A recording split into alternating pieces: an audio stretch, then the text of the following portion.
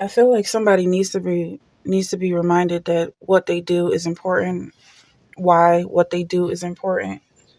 Um, I'm feeling like somebody is maybe so deep in their work that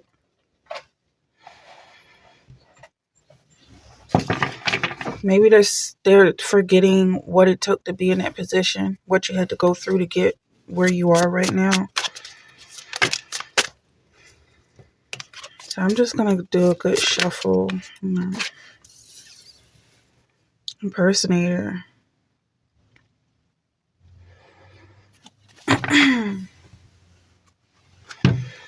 So, for example, this impersonator is pretending to be Michael Jackson, but all he did was put on an outfit and take a picture. I feel like that's possibly what somebody is going through. Some people just trying to copy you because you're awesome,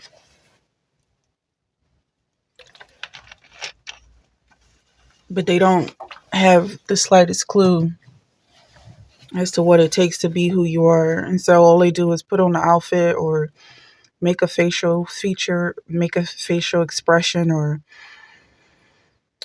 just try to pretend to be like you. And it's kind of like, okay, well, people do that all the time, but it's different. This energy is very different. Like somebody's just like sick of it. I mean, Michael passed away in his 50s. That's very young. But people took him for granted. They didn't know that he was on the edge, that he was taking medication, and people really don't care what you have to go through to be who you are. I feel like right now is the time to separate yourself and do it so subtly. Scarcity tactics. Yeah, you're dealing with some people or some entities, whatever these individuals are, that just don't respect your hustle. They don't respect your drive. Um, and they never will. These people are part of the system. Okay, they have a role to play, and you guys just aren't on the same team. That's what I'm getting. Like, it's not like you have to work against them. Maybe these are clients or customers. Maybe you work in customer service and people are just pretending to be friendly, whereas though it's your job. You don't really have a choice. This is who you are. This is the career path that you've taken. Careless. Oh, I read that as careless, but it's carless. No repo, no car repo car issues.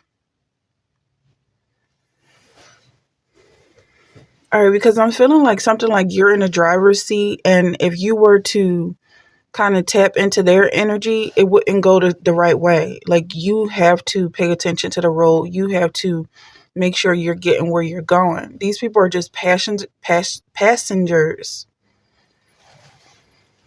They're just going along for the ride, whether they were invited or not, whether or not they paid the fare. They're somehow in your vehicle trying to go where you're going without doing any of the work of driving. I feel like for this particular group, this collective, whoever is resonating with this energy, you're doing it automatically or manually. Like, what's the car that like really takes work to drive? It's not just turning the wheel and pressing some buttons. You're about to do some serious work to get rid of these people, whoever it is that's trying to tag along for free. They're about to catch the bus or walk. They're about to start spiritually walking or just staying wherever they are. They're not going along for the ride. Do what you have to do to get to that space. It's going to take some real shadow work. Do some real shadow work in the background to separate yourself from these parasites. They're still there. What you're about to do is going to change, I want to say the game, but I feel like somebody is so serious, like they're really not playing. Yeah, demons don't get it. They don't get in for free. And then with these scarcity tactics, it's almost like they're living in poverty, and they see you with the hustle and the drive, and maybe you're technically in the same situation, but I feel like they have more than you. I feel like you have gone way farther than rock bottom, or whatever you consider to be your rock bottom. These people are receiving benefits from all types of entities and government systems. Privilege. They live in privilege, but yet they're still trying to climb onto your back when you're doing the real work, the real labor to getting yourself off the ground. I feel like I'm talking to someone who's going so much farther above these people, and not like it's just needless to say, because I'm seeing Jeff Bezos, Mark Zuckerberg working in their basement or working in their empty apartment, laying on a mattress, doing work to change the world. And they had to deal with the nosy neighbors, the people suffering from schizophrenia that just don't know the difference between reality and delusion. Like, oh, you've been in a house too long. You need to come outside. We're going to call the cops on you for, walking around in your apartment minding your business. That's what I'm getting. Like, no matter what, they're trying to tag along, and only you know what's really going on. You know that what they're doing to try and cling. Because I'm hearing like somebody laughing. Like, if you laugh, they start laughing with you, and it's like, well, who can you really turn to when what they're doing is so crazy? Complaining about it would make you look just as crazy. So you're gonna have to do something like fake it till you make it, because they can't cling to you being fake. Okay. So this is only for somebody, because ordinarily it's like you want to be real at all times. But I feel like this real fakeness is going to get you through to the next level, because they're like, they know you're not really smiling. They're highly intelligent creatures. It's just their agenda is so far off from what you're doing. They know what real energy is. These are the type of people who complain about fake smiles. Like, it's just something about her vibe, I just don't like her energy or whatever, because they're clinging to you, because they're feeding off of you. They're complaining about a meal. Take this back to the waiter. Take this back to the kitchen. I don't like the way she tastes. But that just really kind of identifies them as being impersonators. Why are they feeding off of your energy rather than doing the work to get their own motors running? And they're about to be really upset at you for doing whatever you got to do to separate yourself. I feel like it's really important that you don't pay them any mind. Knowing who you are, you fake smiling, or you just getting through the day is very important, because your role is so important. Like, you going into work, doing your job, getting your paycheck, and going home and not being involved with the insanity that you work around. And it doesn't have to necessarily be a psychiatric ward, or, you know, something in the medical field. I feel like this is for many, many different areas of customer service. That is a spiritual war, is a spiritual fight and a battle. And also, I'm getting something about servants. Like, you're a servant, but the people who you serve are peasants, if I'm even allowed to say that. So there's an obsessive lover here. Yeah, they impersonate you because they're stalkers, dangerously toxic, unhealthy, possessive, karmic. And what's coming off from this energy is, if you were to even for a second try to engage with this individual, things will just turn. It's just like they will turn left so quickly. It's like you're really dealing with demons right now, and they're not yours. It's somebody else with demons. Like, this person is possessed. This could be somebody that runs around the neighborhood shouting and screaming obscenities.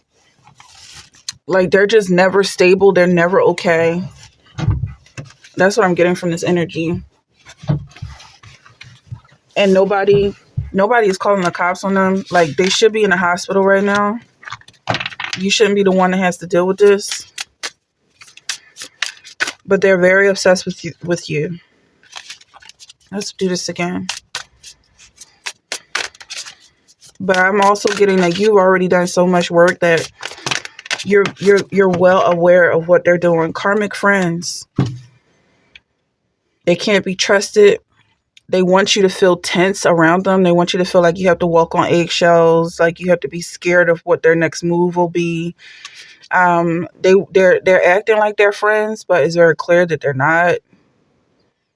And I feel like whoever I'm talking to, you already did the work. So you know exactly what's going on right now. It's like, oh, here we go. It's just a new season. Okay, same stuff, different day. I feel like you did something that's going to make a tremendous difference in whatever you were going through in the past with this grudge holder to what's going on now. Like, maybe you couldn't be fake about it. Maybe you had to be real. And maybe you were depressed for some people. And you just couldn't bring yourself to do whatever it took to get you out of this situation. But also I'm seeing fake smile and impersonator here, but it's kind of like, I just don't get this impersonator as being fake. They're trying to be you, but it's like a real serious conquest and a real serious agenda. Like, they're genuinely happy to see you whenever they see you. Almost like ecstatic. This person is extremely creepy. You might have only got a good look at them once or twice. But to really pay attention to their aura is like, there's so many of them in that body. There's so many personalities in this person that they don't really have a shape. Shapeshifters. This person is definitely a shapeshifter. But he's watching you or she's watching you. And it's only when they stare at you that they feel like they're real. That they feel like a real person. Like they're meant to be watching you.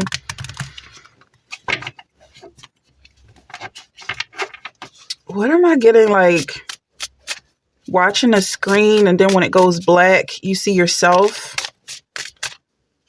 But you're comfortable with who you are. This person screams. Whenever they see themselves, they hate themselves.